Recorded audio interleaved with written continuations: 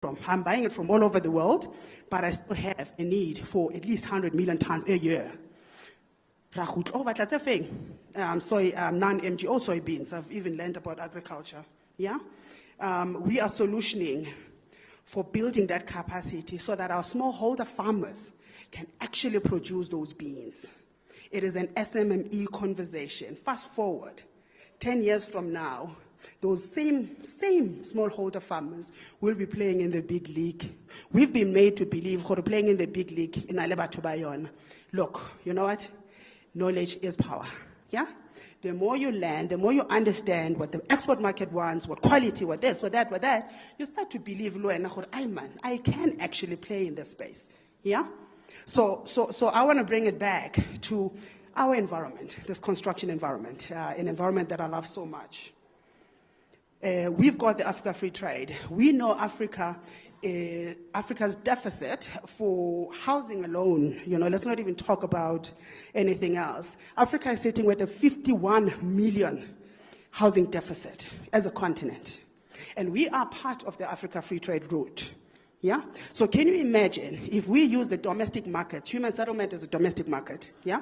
If we use domestic markets to start building IBT capacity, the same capacity that Hans really the manufacturers, really the contractors, we're getting ourselves to be ready to go play in the export market. And playing in the export market will mean a positive for the country, many positives. Positive number one, sustainable jobs. We cannot, as SMME, create sustainable jobs unless we have sustainable revenue. Fact. Yeah? We talk safety and security. Let's go back to the July unrest. Yeah. We could say there's that element, criminality. But there's also that element of, I need. Yeah, so we also focus on that. So we're talking safety and security. And safety and security, tomorrow, if we are unstable as a country, the very investors we have in this country will disappear. It's just pure economics, really. We would mean then the growth of SMMEs. So somebody that was an M entering a program of that sort will find themselves becoming an L. And when you are an L, you are ready to trade at those stages.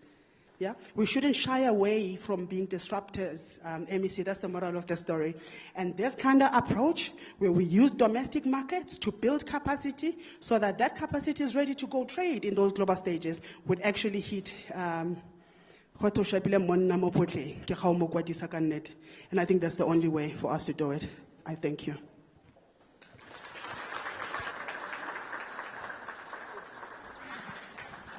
Thank you so much, Auslepohang. And can you kindly do me a favor? Make the stage less lonely for me. Could you please join me on stage? And may I also call on the representatives from the following companies: Danguliza Projects, Hydroform, Bolivia, BWBA and Partners. The individuals who are basically going to be doing their presentations, can you kindly please join us on stage, because we're also getting you ready for then the panel discussion.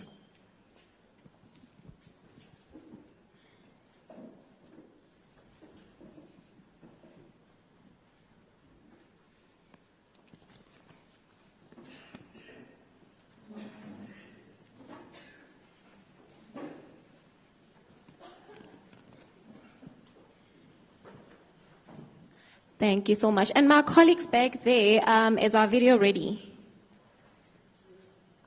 Don't play it yet. I just wanted to know if it's ready.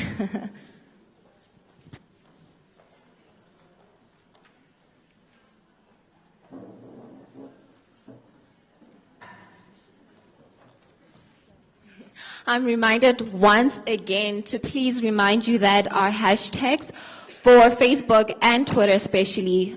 Does anyone have Twitter in here? My colleague there just reminded me once again to say that it's very important that we share what's happening here. So please make use of the hashtag IBT Summit, IBT Free State Summit, Free State IBT Summit, IBT Free State. Am I correct? Can you please come? There's so many abbreviations today. I want to hear what you've been saying that I've not been saying. Sanbonani, the official hashtag for today is hashtag IBT Summit Free State. One word. Twitter, Facebook, Instagram. Let's share the experience. Thank you. And for those that might not know, for it to be a hashtag, you have to put hashtag before the one word, ne? Oh, welcome, ladies. Doesn't this make for better content, Free State Online? How beautiful. I was not aware that the panels just existed of women. Is it a Women's Month thing or is it a life goals thing? It's a knowledge thing. Snap, snap, snap. All right. So the crazy ones. Yes, and it's not a bad thing to be crazy. Am I correct, ladies? Crazy enough to believe that we can absolutely achieve anything. Khotat. But I'm sure you guys are going to do a stellar job. I'm so happy that you guys have joined me on stage. It's so awkward having all these eyes just on you. All right. We did say that the video is ready. Am I correct? Okay, so the next video presentation on IBT Construction Biz Hub in Sasolburg, Fezile Dabi District, is proudly brought to you by BWBA and partners. Please pay attention to the screens and enjoy.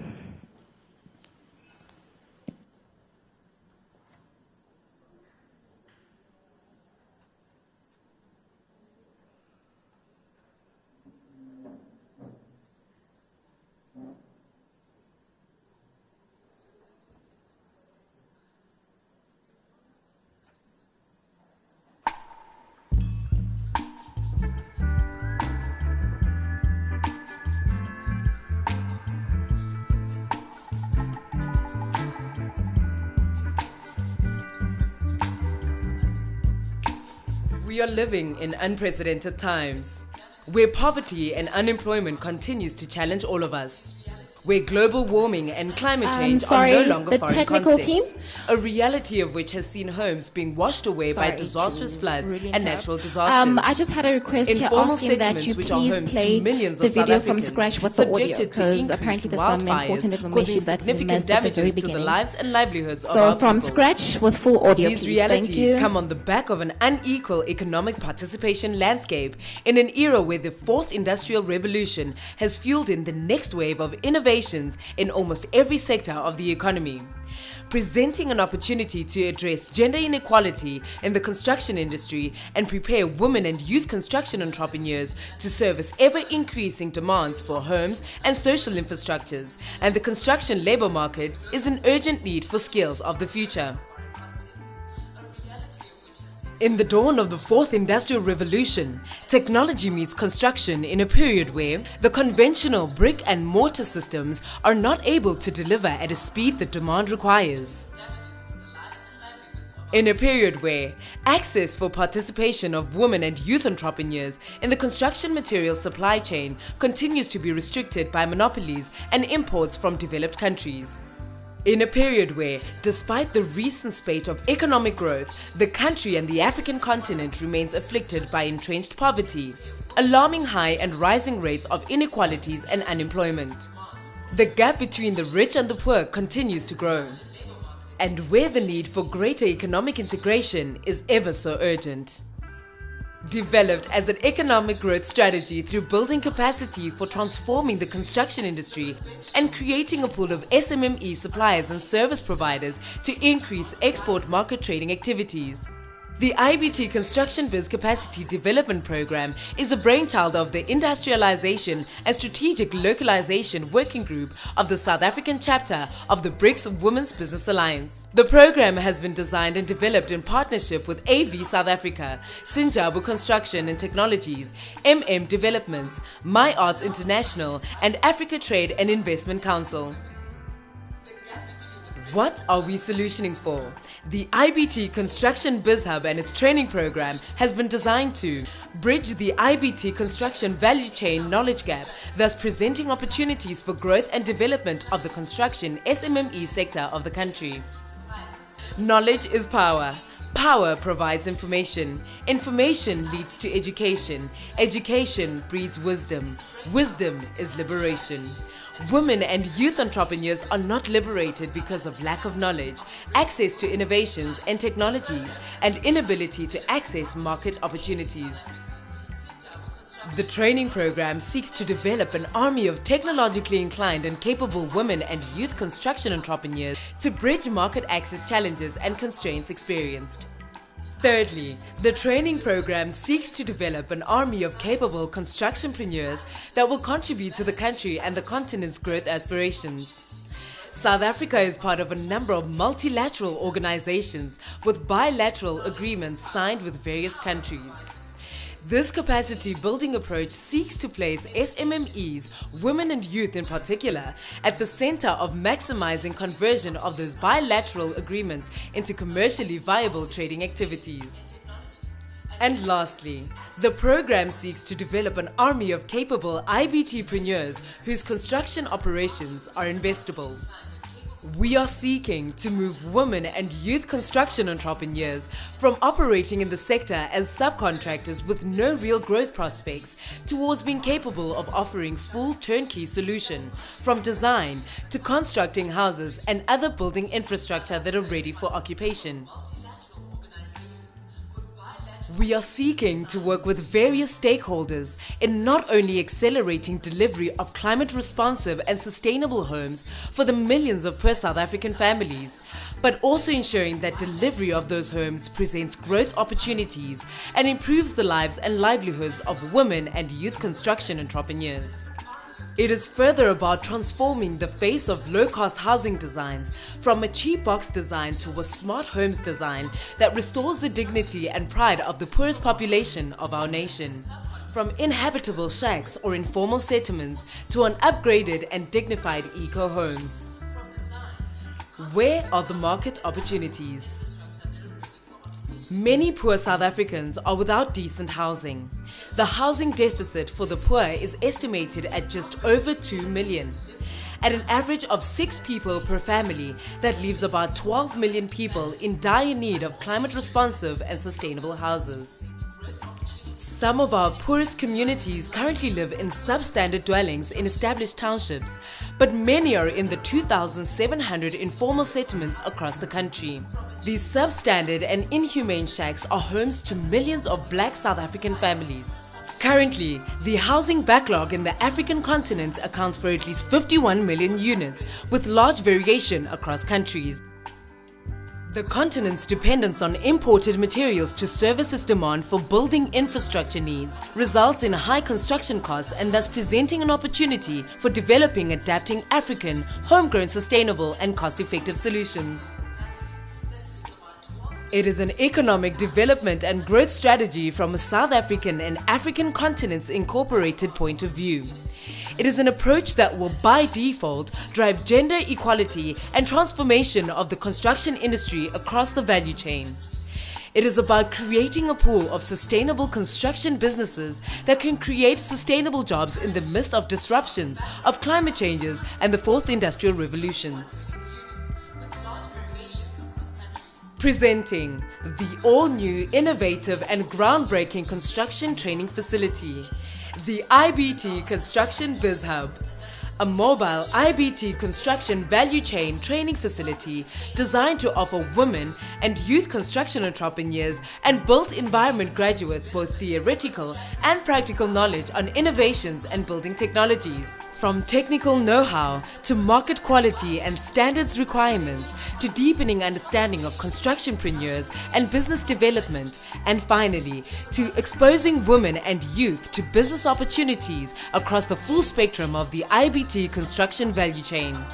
The value chain training facility starts with theoretical training on the modular or prefabricated building technologies, where women and youth construction entrepreneurs and built professionals, both employed and unemployed graduates, will be trained on the step-by-step construction processes of such technologies, compliance requirements and alignment with national building regulations. In this bank, participants will further learn about quality and risk identification, evaluation and management processes. Technical training on non-masonry heavyweight concrete building technologies. In this bank, women and youth construction entrepreneurs and built professionals, both employed and unemployed graduates, will learn about different building technologies available in the market, falling within the non-masonry heavyweight concrete category. Participants will also be trained on the step-by-step construction processes of such technologies, compliance requirements, alignment with national building regulations, including quality and risk identification, evaluation, and management processes. In broadening understanding of the IBT regulatory environment, participants will get exposed to the processes employed by Agrima South Africa in testing and certifying building technologies on fit for purpose. These will include minimum requirements on structural performance, fire performance, acoustics, condensation, and thermal performance. Project and construction management training, where participants will be trained on building technology specifics for project inception, planning, works planning and scheduling, manpower planning and allocation. Training in this bank will also include project costing, IBT cash flow planning and management, works progress claims and life cycle, project and financial management risk, quality control processes and management thereof, as well as the health and safety aspect. Participants will gain further exposure on different innovations available in the market to effectively and efficiently manage, keep track of, and report of project progress. As part of IBTpreneurship business development training, participants will be introduced to the concept of the IBTpreneurship model, which further covers self-discovery and personal development, design thinking from ideation to value proposition, a journey from subcontractors to becoming main contractors. In this compartment, participants will go through business development training inclusive of construction business modeling, marketing strategy development and digital tools available in the market, finance and administration covering financial literacy and wellness training. In focus during this training will be the contract management, budgeting and asset management, business planning developing bankable or fundable business plans, business legalities and compliance framework. IBT Industrialization and Supply Value Chain Knowledge Hub, as part of transforming the material supply of the construction industry and creating opportunities for the IBT construction materials supply value chain. Participants will be exposed to the value chain processes associated with the different building technologies. And as part of marketing and promoting women and youth construction material suppliers, promotional materials of existing manufacturers will be distributed to all participants, and the said suppliers' building materials are brought into the practical training of the program. This approach will ensure that market access opportunities are created for the women and youth manufacturers and suppliers of building materials for growth and sustainability. Ivt Professionals Incubation Hub. This bank of the training is intended to create awareness and increase a pool of IBT inclined professionals and consultants. Targeted participants in the hub include unemployed graduates in the built environments such as quantity surveyors, civil and structural engineers, designers and detailers, amongst others. With a pool of IBT construction professionals, clients will be serviced and represented by consultants who are knowledgeable on options and benefits of various innovative building technologies beyond the brick and mortar building system. The IBT Construction Biz Hub comes with a fully kitted canteen and a reception area serving multiple purposes. Designed as a value chain IBT training on the move, the IBT Construction Biz Hub seeks to operationalize transformation of the construction sector while placing women and youth construction entrepreneurs at the center of an SMME-led economic growth agenda. Presented as the first of its kind and to be piloted for the very first time in a province that is known for its high-tech industries, the Free State Province of South Africa. The IBT Construction Biz Hub will reach just over 800 CIDB registered women and youth construction entrepreneurs across the province, while upskilling at least 100,000 unemployed graduates and construction workforce per annum. and accelerating delivery of sustainable and decent homes for poor families in the province. With the long-term goal of the building and implementation of an Ivt Construction Biz Hub and its training program in each province, we aim to reach and produce over 7,200 women and youth construction entrepreneurs, while upskilling at least 900,000 unemployed graduates and construction workforce per annum nationwide, actively eradicating unemployment in the country. At the end, the pool of trained and licensed women and youth contractors will be equipped to not only service the housing deficit of the province, but other social infrastructure demands including schools, clinics, hospitals, not only in the Free State, but to neighboring provinces and the continent at large. The positive spin-off for the province's economic growth aspirations are immeasurable. We are stepping away from that which doesn't work and begin to put our collective weight behind that which works for the environment, the economy, and the people. Together, we can enable a quantum leap in construction innovation. Together, we can ensure empowerment of women and youth construction entrepreneurs and workforce. Let the construction SMME sector be part of the solutions to address the climate crisis and intensify the battle of inequality, unemployment, and economic injustice. We invite you to partner with us in building self-sustainable future communities through innovative technologies. We invite you to take a lead role in championing transformation of the construction industry. Please support women and youth construction entrepreneurs to dream big and dream fierce. The power is in your hands. Be the change that you want to see in the world. Thank you for your attention.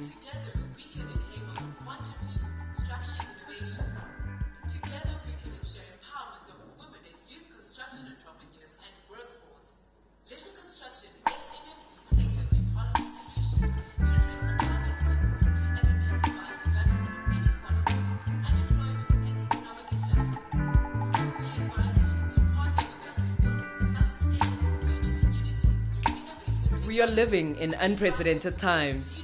In championing transformation of the construction industry, please support women and youth construction entrepreneurs to dream big and dream fierce. The power is in your hands. Be the change that you want to see in the world. Thank you for your attention. Wow. Female in construction, how do you guys feel about that? Youth in construction? Are you guys feeling positive about that? Okay, no, I'm happy. I might just change careers. Okay, so, interesting enough, there's a part, a little snippet in the presentation that I don't know whether to feel touched or laugh to see how far we've come.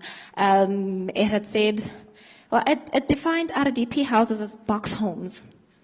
And as a child who grew up in that box home, I felt touched a little bit. But what matters is that there's progress. We're working towards somewhere. And for me personally, I'd say that those box homes, they really served their purpose in the time that they were needed. So now what's really important is that we're thinking forward, right? So the future is exciting. Can we please give a round of applause again for that innovative thinking?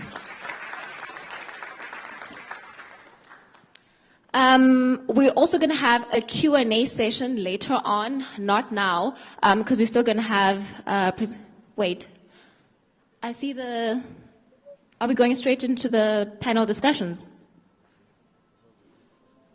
It's still individual presentations. Okay. No, by receipts, so, all right. Okay, so we're going to have a Q&A session. So I just want you guys to know that whatever information that was shared or whatever questions that came to mind with all the information that was shared and how to become part of these projects, please note them down. And then when we come to that part of our program, then we can just quickly go through the Q&A. I did say that earlier on that my task is to also make sure that we are on schedule, and according to my program, we're supposed to have lunch by 1:30, and we still have 3 more speakers to go, a panel discussion, and a Q&A. So I'm not rushing, so it's no pressure, but I'm just saying that we must be mindful of that. Okay, so for the next presentation on innovation and technology at the hands of women in the built environment, please help me welcome the MD of Ivt Projects, Ms. Marina Dumakude.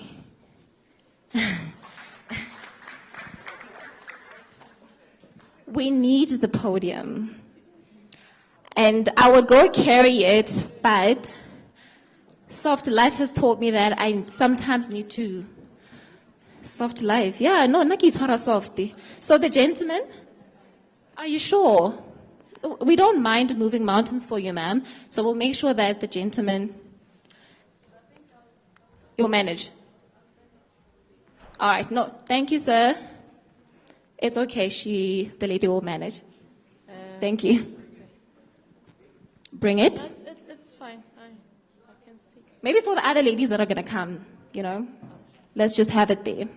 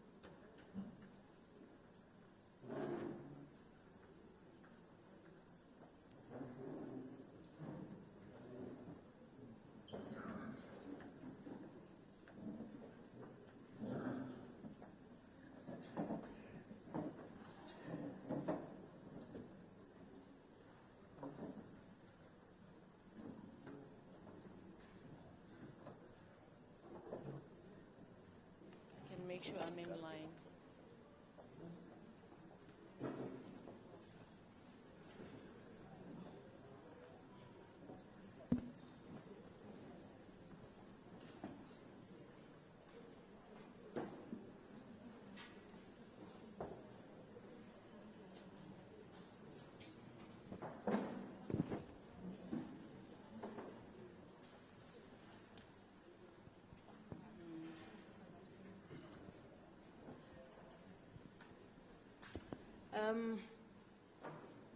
Good afternoon, ladies and gentlemen. Dumelang bommeli bontate.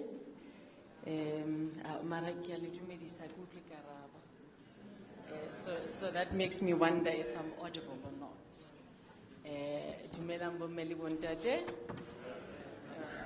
Thank you so much for the response. Kaudumedisa, our Honorable MEC Ntete Tukwana, and then our Executive Mayor. I apologize, I did not get your name. I would like to also greet the leadership, Yamo Bloemfontein. I'm not sure, we didn't really get the list. So I do apologize for not doing justice, but I do recognize these people from human settlements. I'd like to recognize you and greet you and all the other dignitaries. Good afternoon to everybody. My name is Marina Dumakude. I'm standing here in my capacity as the founding member and managing director of Ivt Services, or Ivt Projects.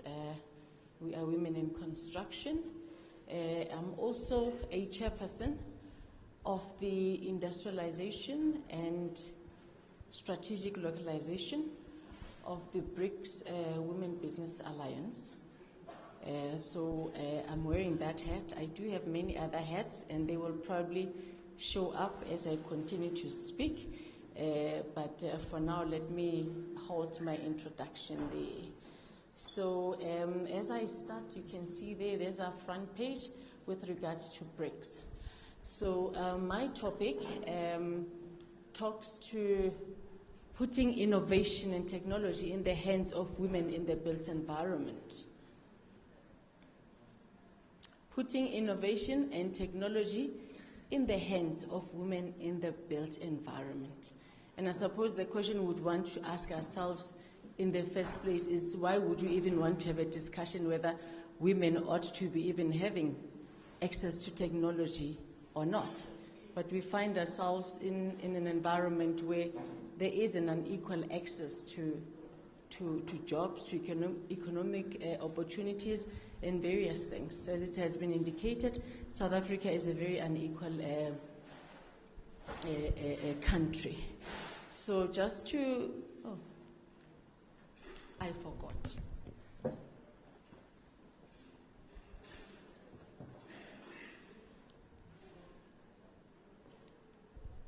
I need assistance? Oh, okay, it has moved. All right, I think just to maybe bring this topic closer to us and to see what is it that we are trying to answer. So I just, because we don't know who is in the room and I suppose the background of our audience, I tried to bring this topic closer home. As indicated, we've got our leadership in human settlements. We've got people who are practitioners in the industry. So I want us to see where we all participate and how we feature in this discussion to make sure that it then becomes a reality for everybody. So just to then try and break it down, I just asked the question that then says, if you give women in the built environment access to innovation and technology, what would they use it for? What issues are you addressing when you make sure that women in the built environment have got access to technology? How would they impact their communities with that innovation and technology? And how would they address those issues? So those are just, to bring it down. So now, then I backtracked. And I'm talking more now at the basic level. And maybe even definitions to bring it closer, because we've seen at BRICS level where we ought to be participating.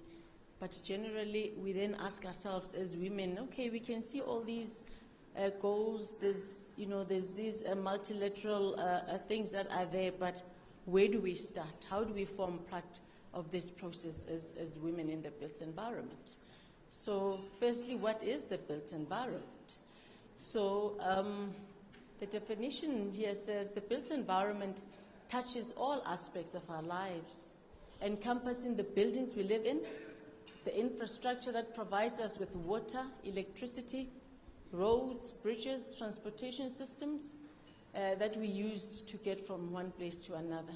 So literally the built environment touches all aspects of our lives. Right. And then now, we then look at the people who are operating in that space. So you have people who are built environment professionals, and then you also then have people who are contractors. But the two work hand in hand, and their outputs are related to each other. So the built environment professionals are enterprises that conduct activities such as the planning, design, and costing of construction projects in the built environment, as well as project management and design of construction value chain, including in the environment, energy, industrial, and property transport in the infrastructure. So we're talking about professionals, the people who would mainly interface with the client. These are the people who, if MEC then said, we want to be developing a mega project in this area, you would then get your engineers, you'll get your people who will come firstly and even look at the land, look at the topography, you'll get your civil engineers who will come there, then you'll get your town planners who will come and be telling us what ought to be happening there, doing the planning for that development. You get even your architects who will even come and give a direction in terms of the type of infrastructure that ought to be put there. So those are the people that do the planning up front. And then you get to then the contractors who are the actual implementers of whatever the plans that have been developed by your built environment professionals. And here it says construction contractor is a firm or an individual who is hired or appointed to build or implement construction projects within a given specification, design, quality, time, and budget. And now earlier on, Melebu indicated something, that we are still using conventional methods of construction. We are still predominantly using brick and mortar. And yet today we're talking innovation and technology. And the question is, why? So we talked earlier on about the construction value chain. I'm not going to go through all of it, but I'm only indicating the starting point. So if we have got engineers who have access to innovation and technology, the innovations and technologies that we are seeing outside, which are IBTs or ABTs, why is it that those are not then being made mainstream? What is prohibiting us? Because then as clients, you would then have engineers that would be advising how to roll out infrastructure. So then where is the barrier from moving to what we know as conventional type of structures to now being innovative and taking up and recommending to clients the innovative stuff, the disruptive technologies that are out there? So there's a conversation that ought to be happening from the client to the professionals to the contractors. So this is a chain. So if they have the knowledge and they are not talking about it and advising the clients correctly, we ought to be starting there. If the client knows but is not willing to move, then we ought to be then addressing where the issues are and what is it that the client would need in order for them to be able to adopt new technologies. Because at the end of the day, contractors build according to specification. So if you are going to come with a design that says you are going to be building a modular house, and then I come to you and I use brick and mortar, as much as that house is solid, it's flawless, the quality is good, it was built within time and quality, as I've indicated here, that is the output of a contractor. I have not built it according to specification. Therefore, the question is, why are we then not specifying the alternative building technologies that are available in the market? In that space, we also have women. Or is it maybe an issue that the question here says putting innovation and technology in the hands of women? Maybe we are talking issues of access to that information as well. But those are the questions that I would want us to be asking ourselves as we engage on this road of innovative technologies. Now, then again, I did say I'm just bringing it closer to home so that we see these things, and when we walk out of here, we'll possibly have a plan or at least have an indication of where to start. So then we go on to then try and unpack innovation and technology. Now, innovation is a new idea or a new method or a new device. We saw earlier on We saw at least the innovation in the telecommunications space. We moved from what telecom was doing to what cellular companies have moved to. Those are new ideas, right? So, or you can then even say innovation is a practical implementation of ideas that results in the introduction of new goods, services, or improvement in the offerings. We are solutioning for something. You have an idea, but the idea is supposed to be addressing something. We are here in the human settlements arena. What are we addressing? We are addressing the housing backlog. We are addressing the fact that we are now having natural disasters. But the way we do things, we cannot respond quickly enough for us to be able to put people back to where they were before the loss happened. So those are the things that we ought to be looking at. Innovation is a process by which a domain or a product or a service is renewed. So part of it is that you're not starting something new, but you're renewing what you're doing. Continuous improvement. Those who are in the quality management space, then you know that when you have something, you don't stagnate, you continuously improve so that you keep up with technologies, and that's what gives you the edge, because then other people will come with something better and yours becomes obsolete. Right, and then we say technology. Technology is the application of science or scientific knowledge for practical purposes, specifically in industry. So we've got a new idea. So in order to make it work, then you come with scientific methodologies, whether that it is IT, whether you automate your process, whether you bring machinery or you bring still labor intensive, but people are doing things better and more productively.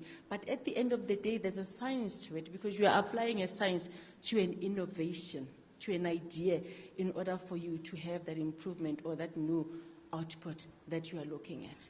So then basically what we are saying is that as we are all sitting here, we've identified there's a lot of things that have come up just from the previous talks, the presentation by the MEC, the presentation by Chairperson of BRICS, WPA, is that we do need to change. And science is already available to help us to implement the ideas that we have. We need to be solutioning for the eradication, for example, of informal settlements. We need to be making sure that we are building houses quick enough to meet the demand that is out there. Part of what you see when you see people being unhappy on the street and complaining about service delivery, part of it is not because nothing is being done, but maybe the rate at which it is done is not moving quickly enough. Now then, we're then saying then the innovation here, when we do all of that, we are then trying to be meeting all of those demands that are out there in land. And when we put innovation and technology in the hands of women, we answer so many things. The Sustainable Development Goals, there are so many goals that are there that we would be answering just by doing that. I'm not going to go through them, but if you look at this,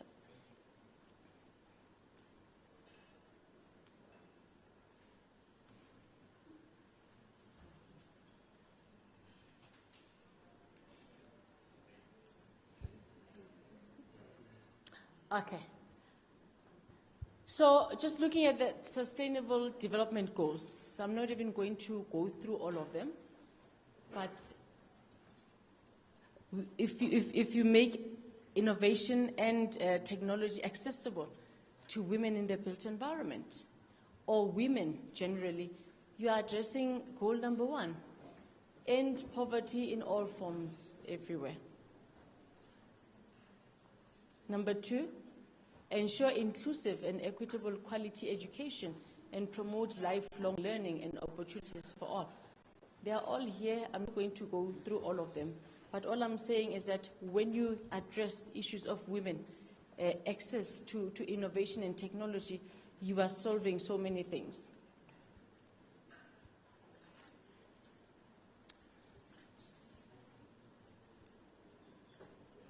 All right. And then if you bring it down to South Africa, what we are saying here is that making innovation and technology accessible and inclusive for women, you are addressing issues of transformation. We always talk about issues of transformation, but certain things just make it practical.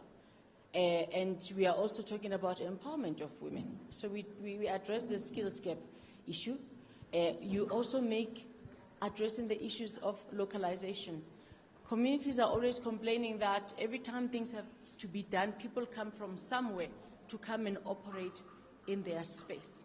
So if you then want to be building something here, and you make sure that the women in the built environment in this area are able to deliver those services and those products that you want to do, already you are addressing issues of localization.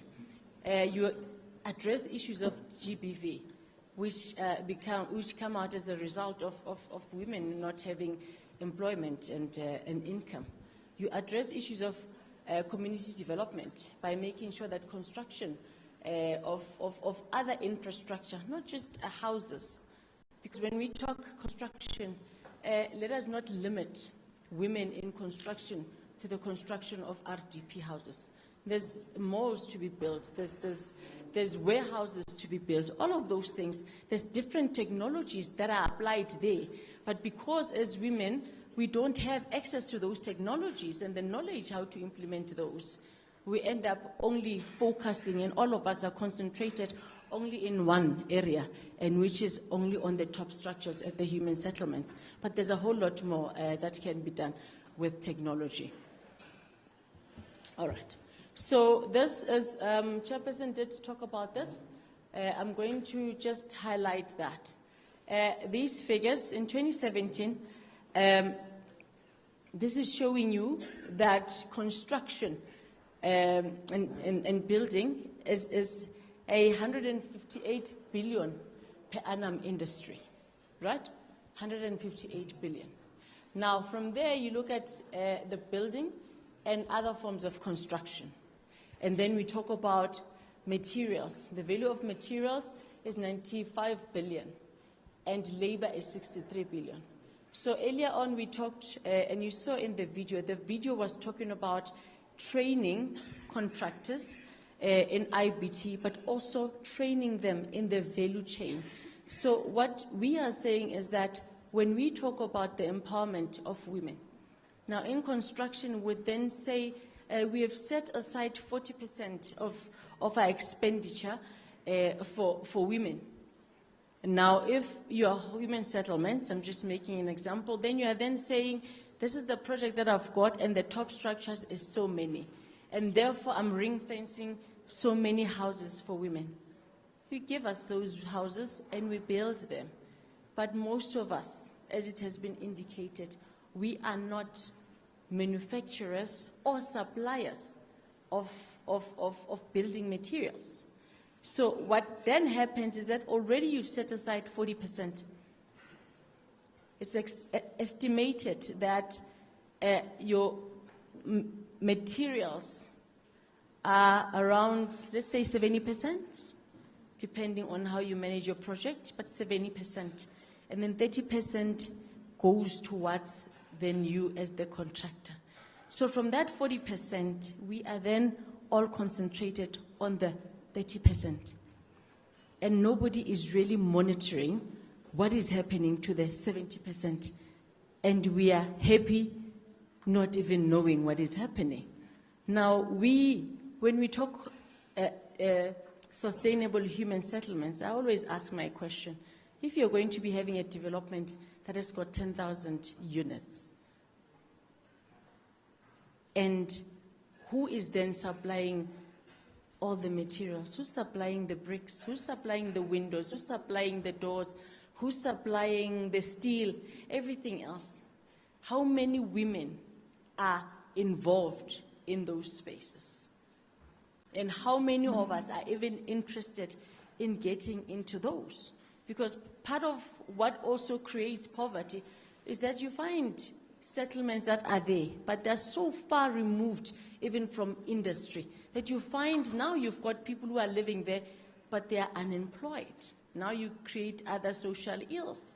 But if when we plan, we then say, this project must have an offtake agreement from the industries that we are going to create, we are then making a project sustainable, because the people who are going to be living there will be producing the goods that are going to be building this establishment or this township that you've got, you know. And because they have developed the industries, you also train them then for maintenance of those products. But it becomes a continuous income generating thing, as opposed to just focusing only on the creation of top structures, and the 70% of the value of that project goes and it sits somewhere else. So when we say we are innovating and we said we are solutioning for something, part of it is that we don't just innovate on the actual materials. Let us innovate how we do things. Let us innovate how we contract with women, because we want that 40%, 100% of it ought to go to women and youth, or the designated group that we have identified to be the beneficiaries of what you are trying to achieve. So at the end of the day, if we are then talking that 158 billion, and then we are then saying just labor, we're sitting at 63%, that's a travesty of justice. So then let us change our focus as women in the built environment. So these stats were given earlier on, which talk to, the stats here talking about the availability of innovative products in the market and who the owners of those technologies are. And basically what this is telling us, as women in the built environment, we are not owners of technology. And what are we doing about that? We cannot be happy that we are using other people's technologies and we are not making an effort to acquire those. So when we say make innovation and technology available to women, it simply means we are also going to be making sure that the information around various building technologies is there, so that then they know what projects or technologies to start engaging in.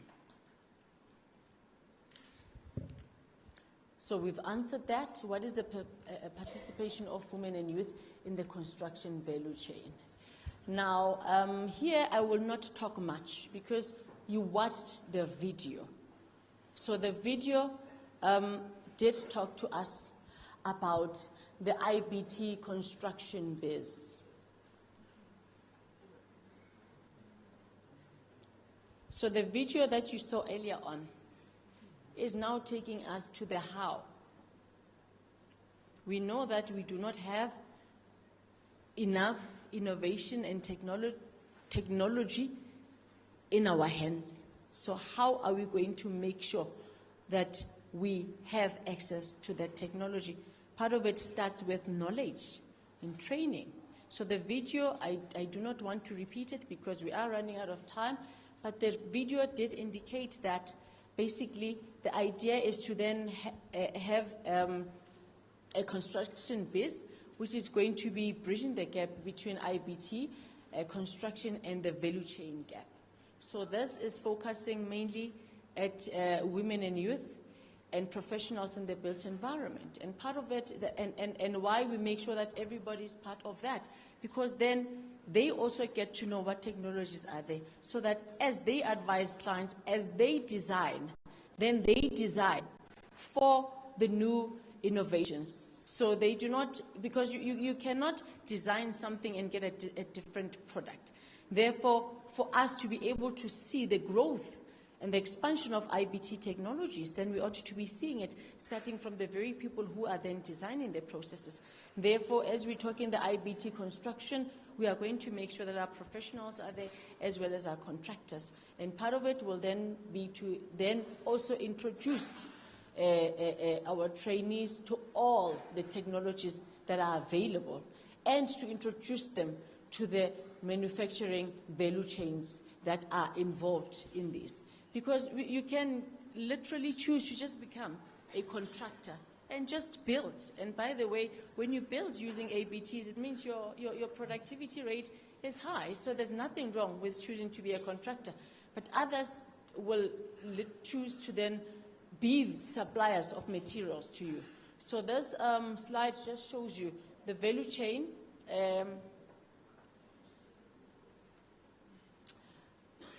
of manufacturing products in the IBT. Sorry, it's moving slowly as I press. But here, the video did indicate that the partnership here is with AV Light Steel. So we just made an example here that is showing you what products can be manufactured and supplied just using this technology. And we did say that we will be exposing you to a range of technologies. But if you look at this slide, it talks to inputs, raw materials, hot and cold and galvanized steel. So there's opportunities to be operating in the steel environment. And then there's FBS, a wall panel manufacturer. That is an opportunity for women who are interested in manufacturing. Then you look at roof trusses. There's an opportunity there. You're looking at chromadeck profiled metal roof sheeting. So these are the manufacturing opportunities that could be available to you. So we then will be looking at literally how to empower more women. How do you roll this out so that, how do I say, innovation is not concentrated only to certain people. You make innovation and technology to become inclusive. Why? Because we are solutioning for consumption locally, MEC. Our women need to be able to supply us. Our governments need to be able to have offtake agreements. A few weeks ago, the president at the first summit of the black industrialists. So if we are creating black industrialists, who's supposed to at least be helping to create a certainty of demand? Somewhere, somehow, somebody needs to know that if I am manufacturing doors, somebody else demands those, and they will be ordering from me. So part of that is that we need to look at how, like I said earlier on, let's innovate how we procure from women. And part of it literally would even address issues of cash flow. If we already set aside certain products that will be procured from women for our housing, we can come up with various ways, which I'm not going to be disclosing here or trying to be suggesting. But the fact of the matter is that how you contract, you can issue some products to be addressing issues of cash flows. Because part of some of the studies would tell you women are failing in construction because they don't have the money to be buying materials. So how do we assist them to get those materials so that their projects can be run as quickly as possible? So you saw the other slide. Is it dead? Oh, can I proceed? Okay. All right. So that is the value chain that would then be basically exposing women to. Now, just to get to the end, so all I'm saying is that as we do business, we need to innovate various things. So innovation is not just about tangible product. We need to innovate where we put our focus. So our focus as women even who are involved in this built environment, are we focusing only on the 30%, the construction, or do we want to step back and understand what is happening to the 70% and how we become part of it and also benefit from that? Let us innovate how we engineer, how we design things so that those who have to construct them then are using IBT. Let us innovate the types of materials that we specify in order for those materials to become mainstream. And like we said, perception is that some of these products, we think they are low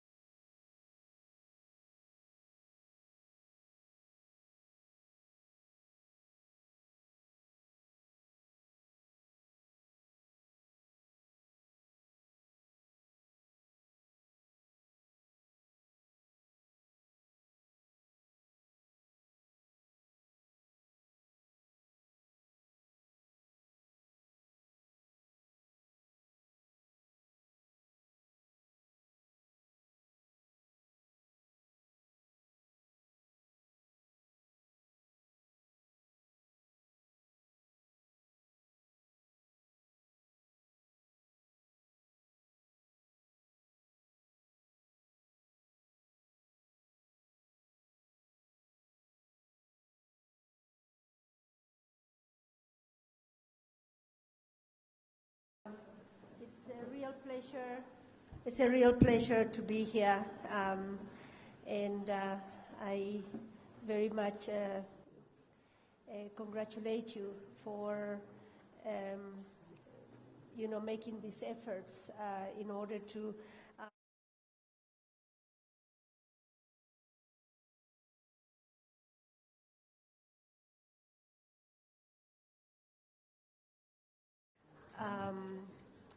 Situations. We also had disasters, floodings. We had thousands of people displaced because of the climate change situation. So I think I will try to do a comparative analysis of what is the situation in Bolivia and what are the similarities that are happening here in South Africa.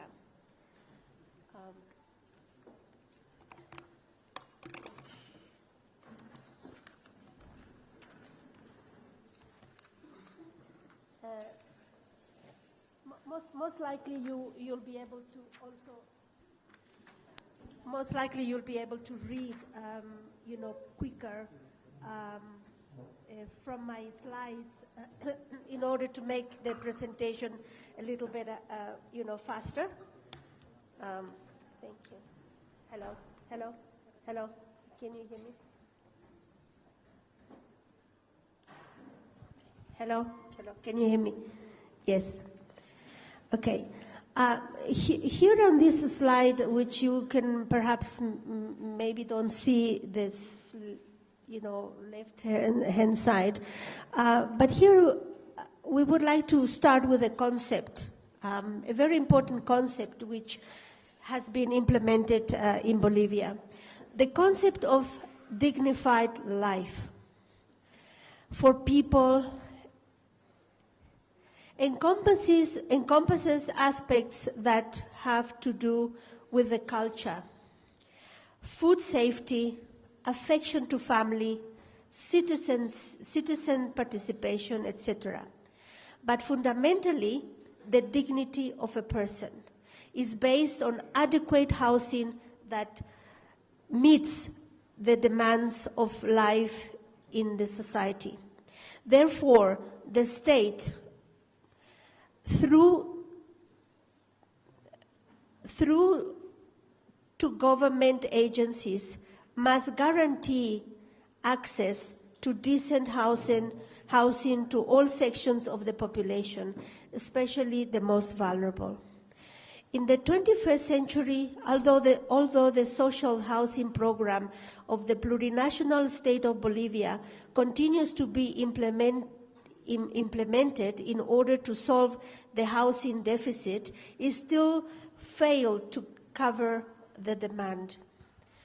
The table on your left presents the summary of the management of each program up to date.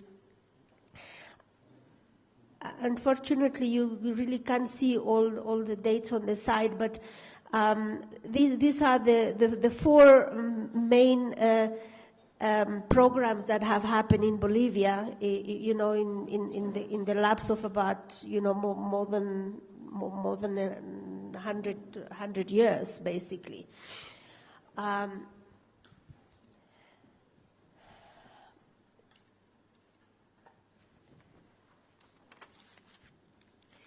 In 2007, law number 29, let me just put the next slide.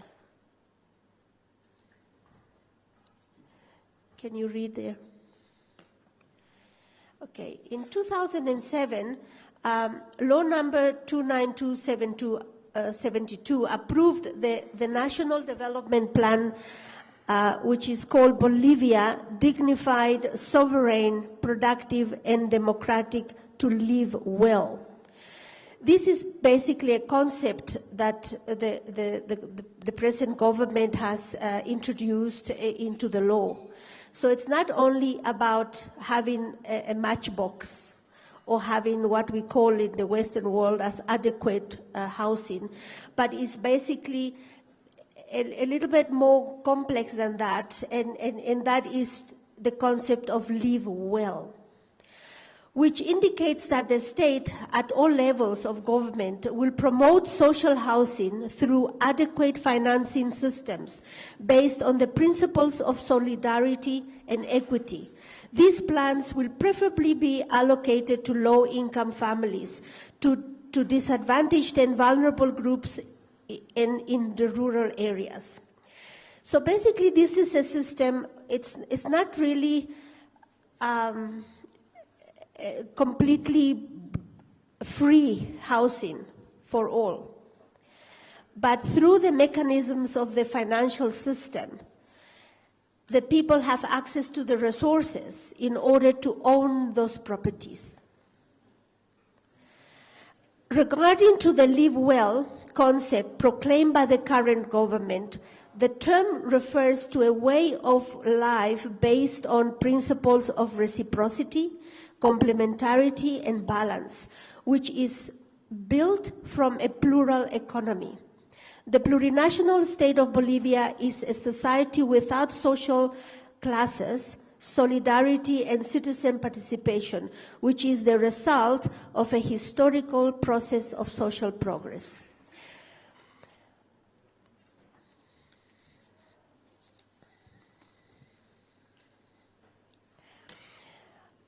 This slide basically indicates that in the Western world, these are the concepts that are based on adequate housing.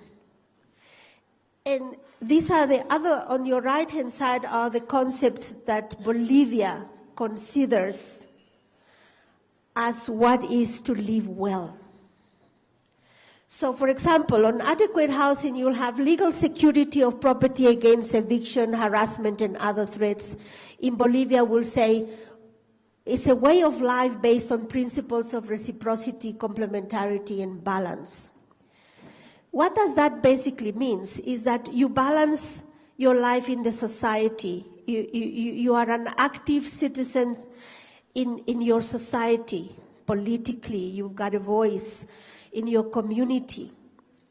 So we try to bring the people from marginalization to basically participation in the society.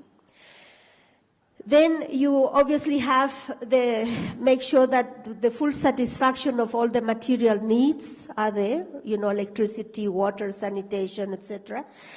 Then you have the full spiritual and affective fulfillment. So that means you live with your family, with your extended family, with your grandparents, with your children, with the wife, with the children. So it's extended family. So the houses are mainly 2-bedroom, 3-bedroom houses. They are not the small much houses. Then it's very important as Bolivians to have the relationship of balances with the reciprocity, complementarity between the individual, the family, and the community. We are a society we are very community orientated. Then the relation of the same concepts as a human being with Mother Earth. So all our complexes are make sure that there is a good relationship with the children. Parents and grandparents teach the children how the relationship with Mother Earth, and that means planting. So they're given areas where the children are taught to plant and to take care of the ecology and the environment.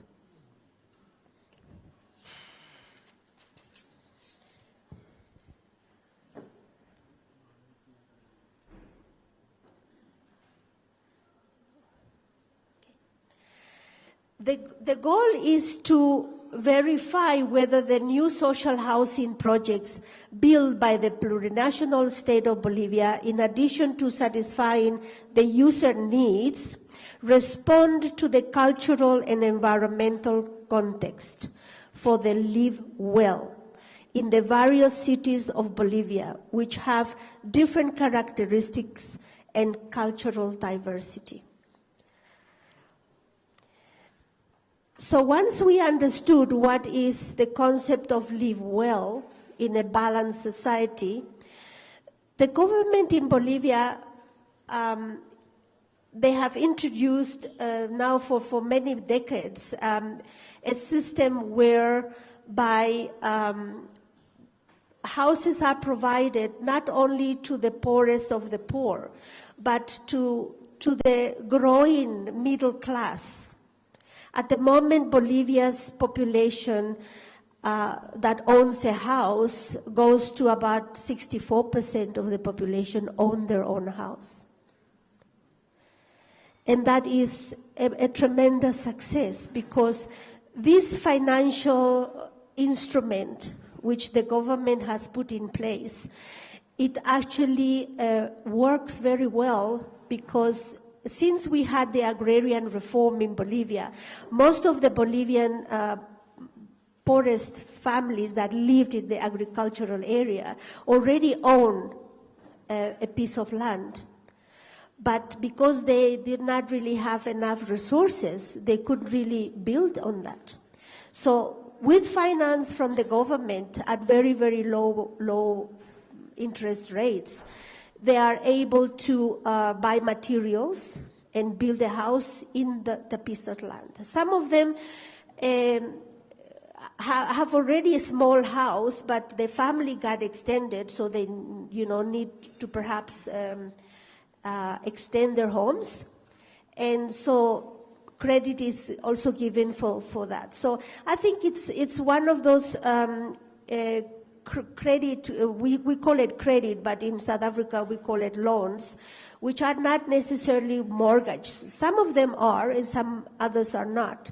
But it gives access to the majority of the people, because living in a nuclear family, sometimes 3-4 salaries together can make enough money to pay back this loan in 20 years, but at interest rates of 4% to 6%. And everybody loves to get the feeling that they own their own house. Okay? So I don't want to bore you with all the technicalities of the law, but that's basically, what is it's all about.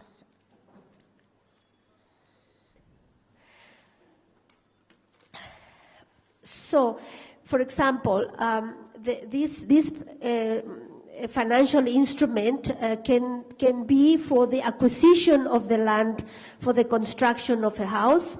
It could also be for the purchase of a standalone house or an apartment, or the construction of the house, or the refurbishing, the modeling, the extension, the improvement, etc. So it's basically allowing the people to also contribute to their situation. Because in Bolivia, most of the men and most of the women are pretty artisans. They put the labor into that. They themselves are building their homes, So it's not all just waiting for the government to build it for you, You can do it with your own specifications. You can buy materials, the materials that you like, and then build your house at your own pace, kind of thing, And the reason why the government did this is because building big settlements in areas outside their communities, it did not work. People did not want to move to areas where the government built houses. They wanted to build in their home, in their family area, in their territory. So that is why this became very successful, because the people are living where they basically lived since their ancestors, okay? And that's basically, one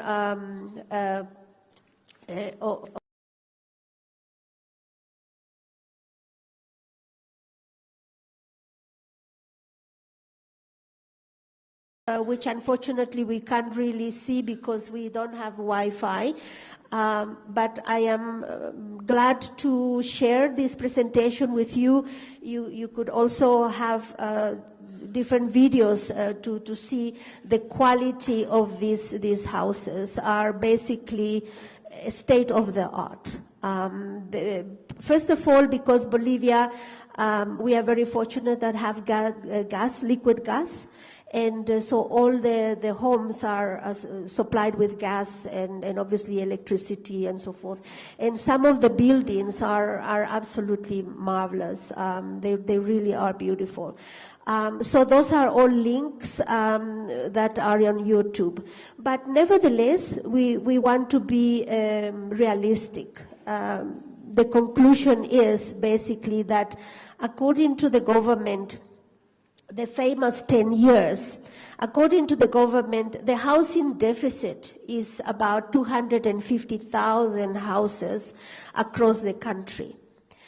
It has set the government, it has set the goal to build 25,000 houses per year, which means this need will be supplied in 10 years.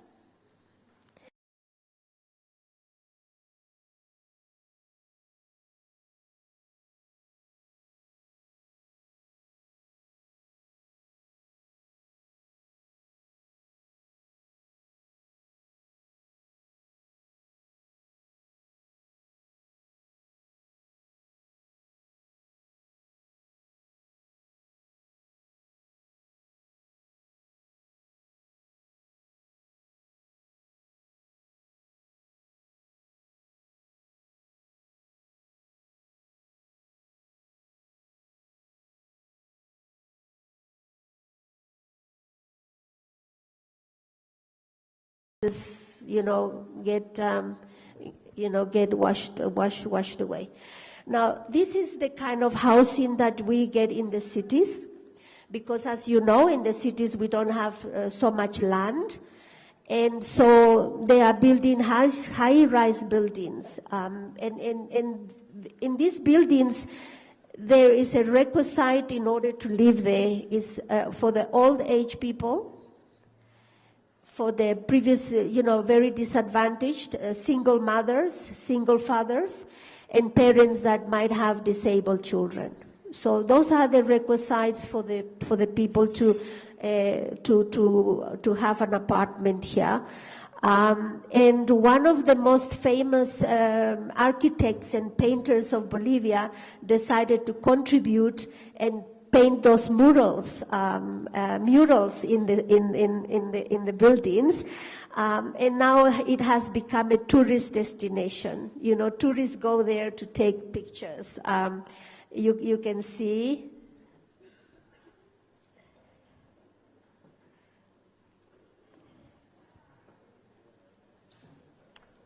Why it's not working now? Oh, can you move the next slide? Oh, there it is. All the houses.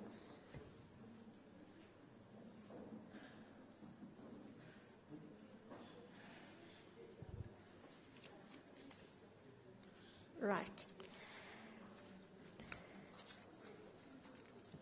And just as a conclusion and as a comparative analysis, I've taken this from the website of the Human Settlement website for South Africa. And I read, it's right there in the first page of your website. It says, social housing program in South Africa, the definition of it is according to the Department of Human Settlements of South Africa, is that the concept is basically that there is an increasing need for affordable rental units which provide secure tenure to households which prefer the mobility provided by rental accommodation. Social housing provides good quality rental accommodation for the upper end of the low-income market, 1,500 to 1,500 rands, with the primary objective of urban restructuring, creating sustainable human settlements. The program provides for grant funding to establish, capacitate, and capitalize social housing institutions, which may develop, hold, and administer affordable rental units within identified restructuring zones. If I compare that with what happens in Bolivia, a comparative analysis with Bolivia is that the aim is to make the low-income families in Bolivia homeowners, not tenants. And with that, I thank you very much. Thank you.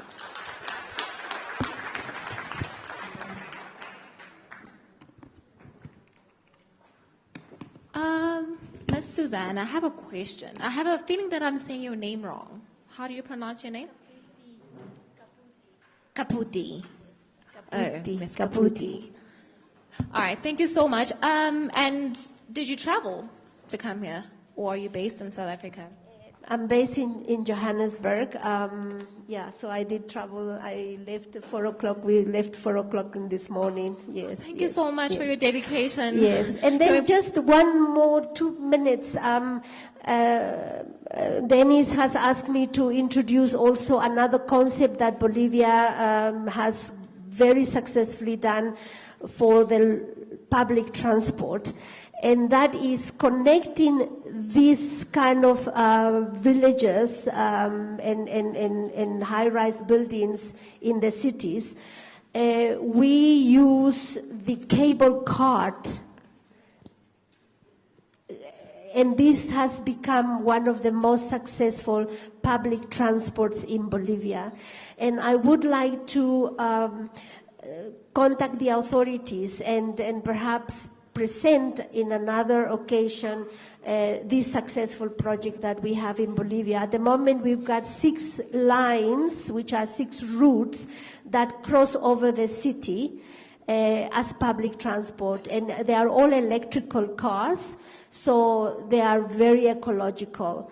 And it started as a dream that President Evo Morales had when he came here to South Africa, and he went to Cape Town to visit Desmond Tutu.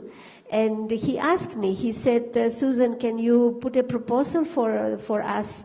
We would like to do that in a bigger scale in Bolivia. And I contacted a couple of companies, and then we put this project together, and it's been a tremendous success.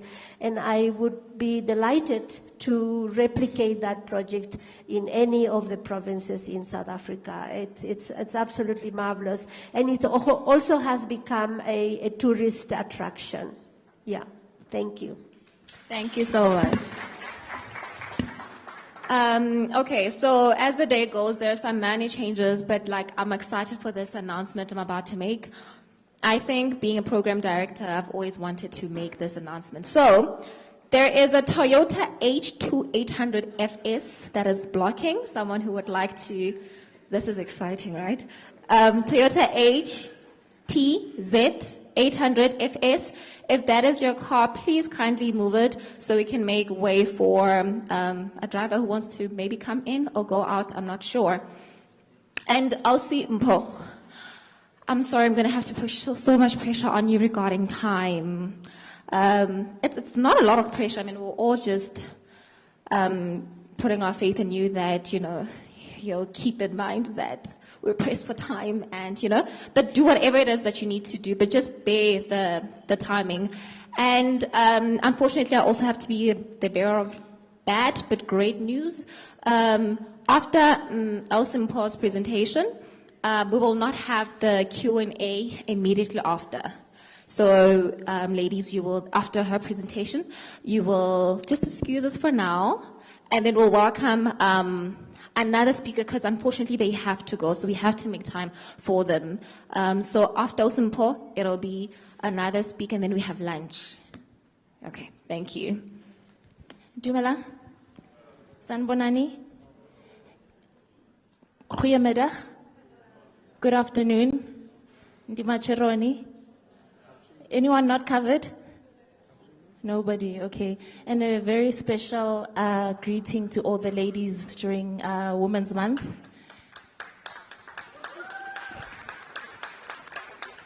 I think someone narawa lilizela, but felt a bit restricted.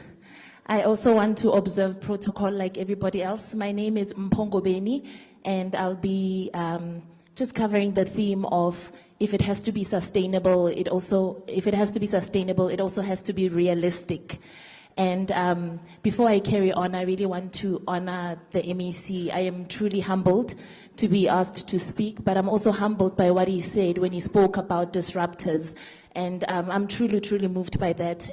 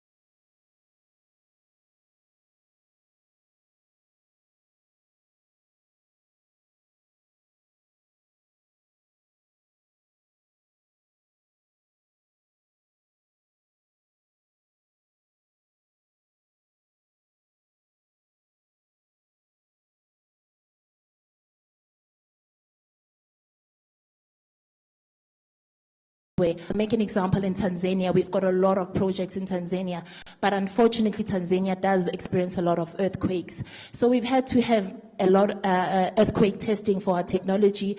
We are NHBRC approved. We are CIDB certified. We are part of the GBCSA, Green Building Council Association. And I just want to share again, that's the mixed design that I was talking about, that we are using soil, which is localized soil on site that we test, and then we use only 10% of cement. Remember, when you are building, your biggest expense is usually the mortar, correct? But you can see this mixed design already is a very green building solution. But in addition, I want to mention this, that our technology is not designed for low cost. It's designed for any and everything. We cover quantity surveying, we cover feasibility studies for projects, we cover civil engineering and structural designs, architectural drafting as well. So we really do offer a full turnkey solution to the IBT sector. Features and benefits of this technology, I'm not going to talk you through that because I know I have elaborated on them, and I do know that I hold the most powerful keys today. But this,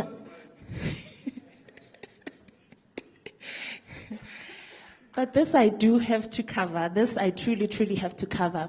Remember, when we're talking about a green solution, we are basically saying that it is not overly manufactured. Meaning it's organic. That is the word that I was looking for. So because we're using an organic mixed design, it changes the thermal insulation of a building and a structure.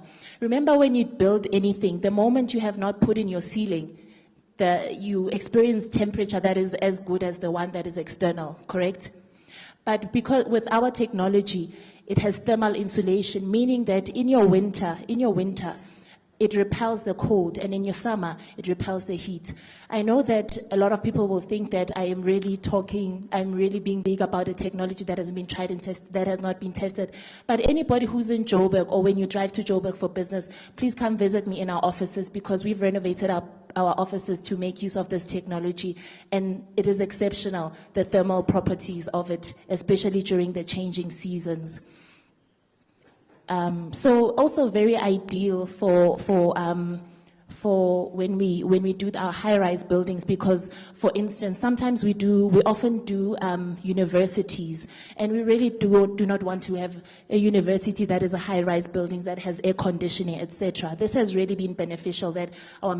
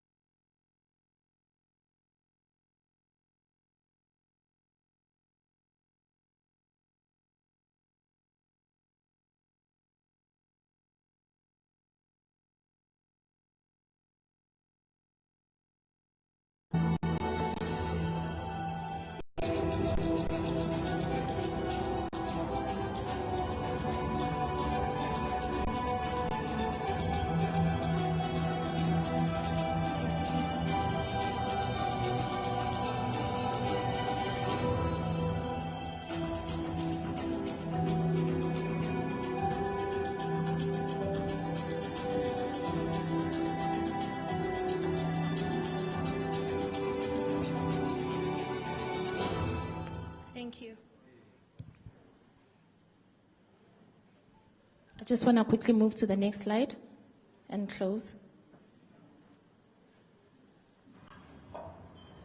Not video, just the slide. Okay, you can carry on, you can carry on. This is an illustration of the interlocking innovative block technology that has also gone through earthquake testing.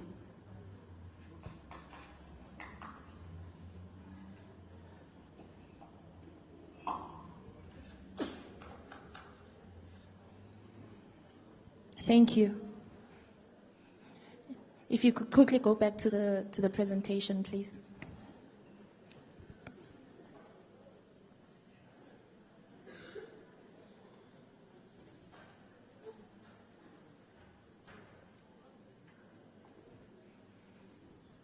We have discussed the full turnkey solution, but this is really just a portfolio of work.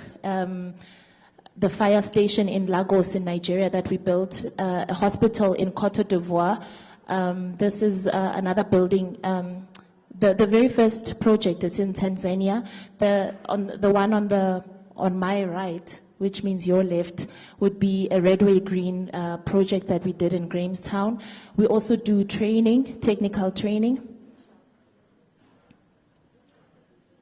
Just trying to go to the next slide.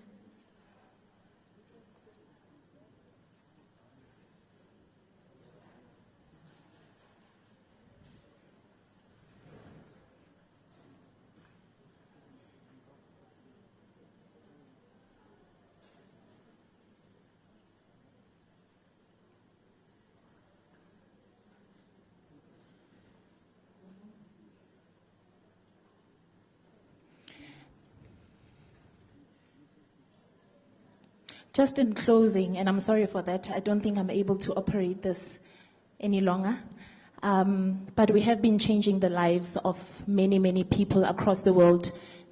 We have built tens and thousands of buildings across Africa, and we really truly believe that there is no project too big. I know I'm reiterating, too big or too small for our brand.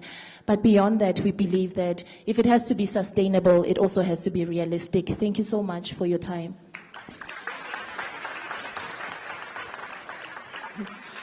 Mpa, you've made my job so easy and so difficult at the same time. Because you know what? As much as you hold the keys to the door, there's someone that holds the key to the butler. I did announce, right, that we're going to have a doctor that's going to come in and speak to us. So, yes, you did hold the keys. And I hope you guys understand my play of words, you know, construction, door, locks, butler. My jokes are corny, but I think I'm a genius. All right, so I promise after this, there's no more locks to be unlocked. Speaking on innovation for sustainable human settlements by CSIR, please help me welcome the research group leader at CSIR, Dr. Coralie van Rienen. Thank you. Did I say it correctly? Okay, because apparently I've been butchering people's names today. Apologies.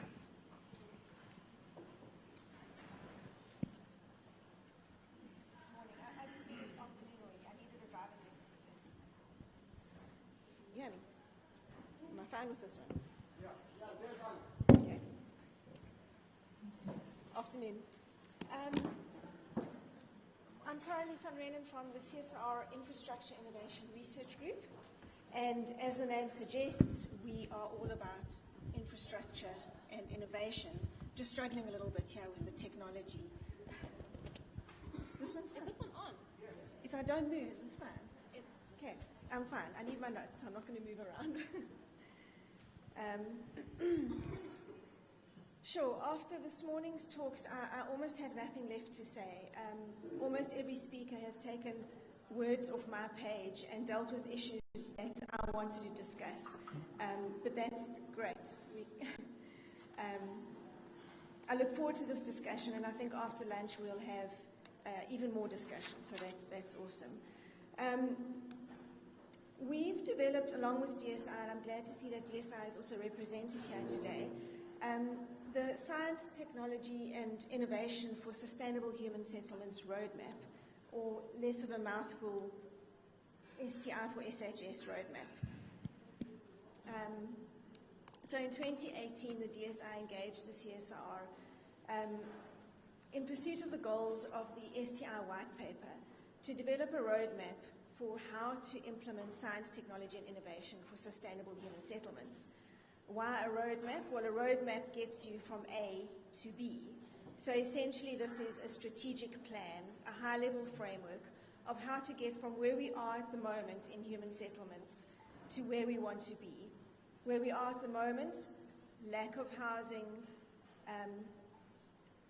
captured in the old ways of doing things, limited by our rules. MEC, you mentioned that this morning. We limit ourselves by rules and poor quality housing, housing that is in remote areas, not close to where we work, where we want to be, better quality housing, connected housing, close to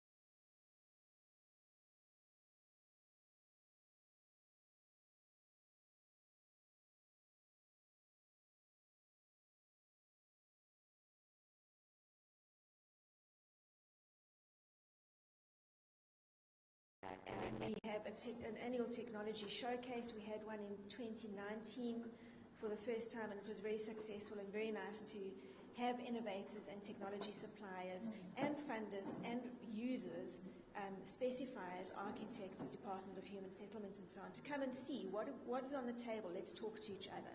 Again, we spoke about dialogue earlier. Technology diffusion is then about, we have these technologies, how do we get it out there? How do we let the architects and engineers know what they can use, the QSs, what systems are there? So under the initiatives are to develop market access, to aid innovators in accessing markets, to provide advocacy and training. And it's very nice to hear about the facility in, what is it, Sasolburg, where advocacy and training is happening. So let's get to know about that and develop that a bit further, and maybe in other places of the country as well, so that people know how to use these technologies. And then community of practice, which is essentially a platform where people can come together to share knowledge so that we can understand how to use these technologies. You can see the levels of, the layers of impact, where we need to start with policy, and that moves to technology and application on the ground. And then the last cluster, and I actually want to spend a little bit of time on this because I think it's very important, is directed capability. Essentially, this is the research, the human capital development cluster. And in a way, it's cross-cutting through all the other clusters. But it refers to the intention to strengthen and support the research and the knowledge that is the basis for developing technologies. I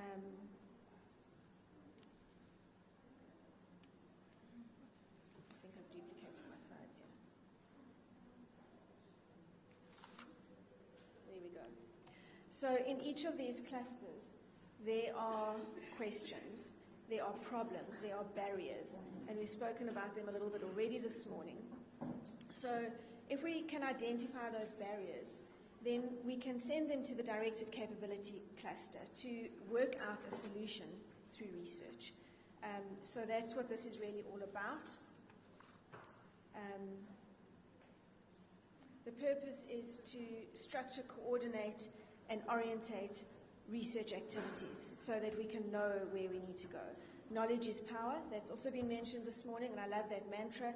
If we don't know where we need to go, we can't get there. If we don't do the research, we can't figure out how to get there. So this cluster is really all about doing the research, but apart from just the research, which is at an academic level, we will be funding PhDs and master's studies and things like that.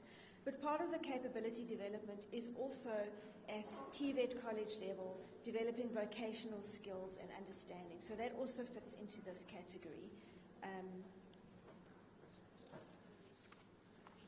There we go. The research agenda sets the technology agenda.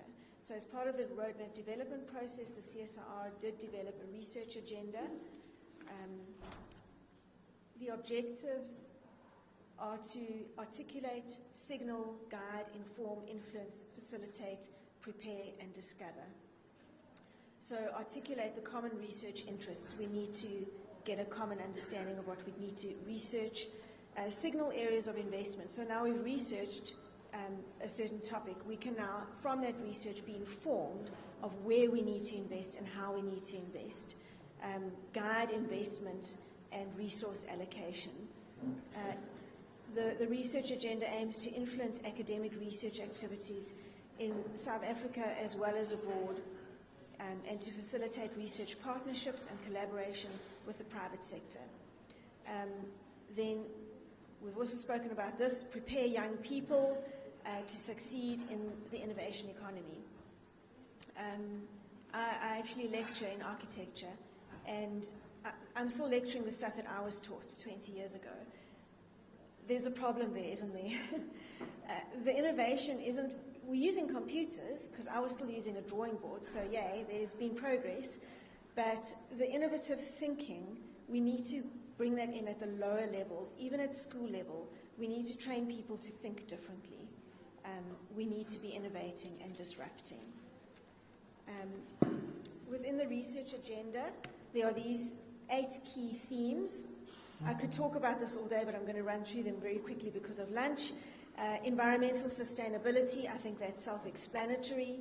4IR and transformative technology. There's some subcategories under there that require research and development, innovative building technologies and construction methods, research and development in that area, improved living and health conditions. How can what we put on the ground for people to live in change and influence their health and their well-being? It's not just about putting structures on the ground. It's about community. Culture, social acceptance, and community involvement is a very important aspect of stimulating the uptake of these technologies.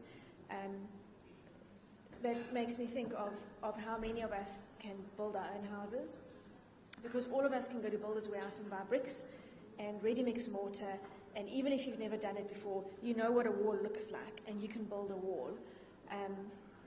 But when we go into communities and use a novel and innovative technology, it has to be accessible to that community. How do we do that?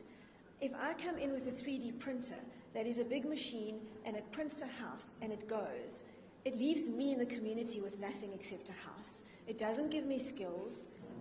That's not to say 3D printing isn't a good thing, but maybe 3D printing in South Africa needs to look a bit different to what it looks like overseas.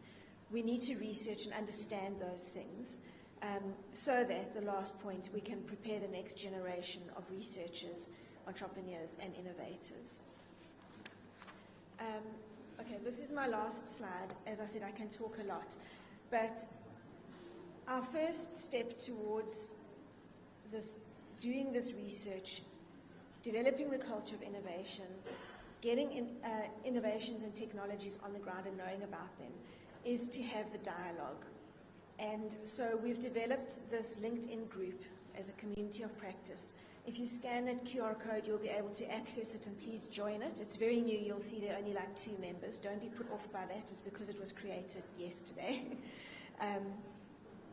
But what we want on this forum is to present your research ideas or your research. If I've done research because I work at a research institute, and I think that other people could benefit from reading what I thought up, I will post it there so that people can read my work, and I want to read your work. If you have a research question that you think someone who wants to do a PhD needs to answer this question, please post it there so that we know what we need to be researching. It's very easy for researchers to sit in an office upstairs and think up thoughts, but we need to know what the communities and what the people on the ground need. So please tell us, join the group. Do you have research funding? Please. We do have access to a few grants that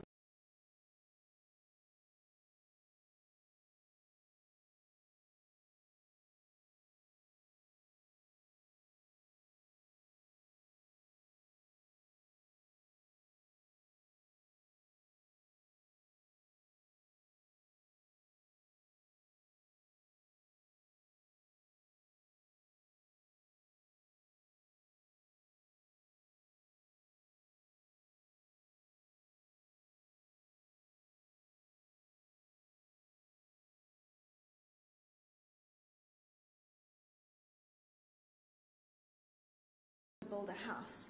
I'm going to put you together. That's what the roadmap is. The roadmap isn't about developing technologies, it's about facilitating the development of technologies. So we need to know who you are so that we can help put the work in the right place. So please come and find me at lunch or the rest of the afternoon. I'd love to speak to each and every one of you. Thank you very much.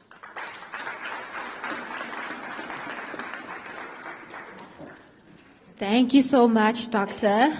So that wasn't so bad, right?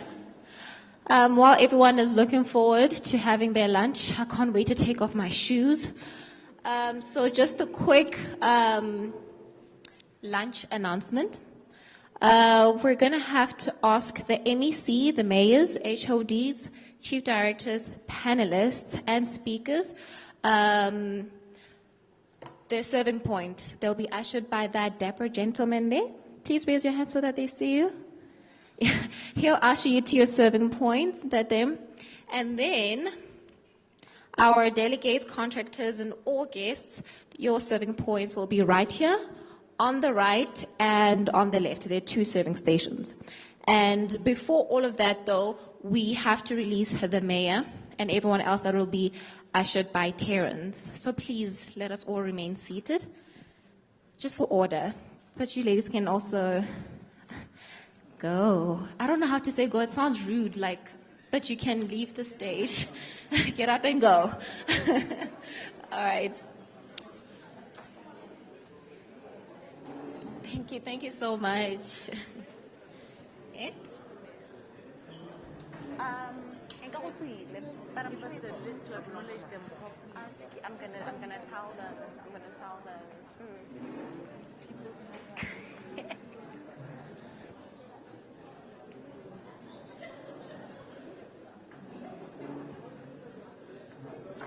Our technical team, are we gonna have music, or is not that type of vibe? Music, ne? Please.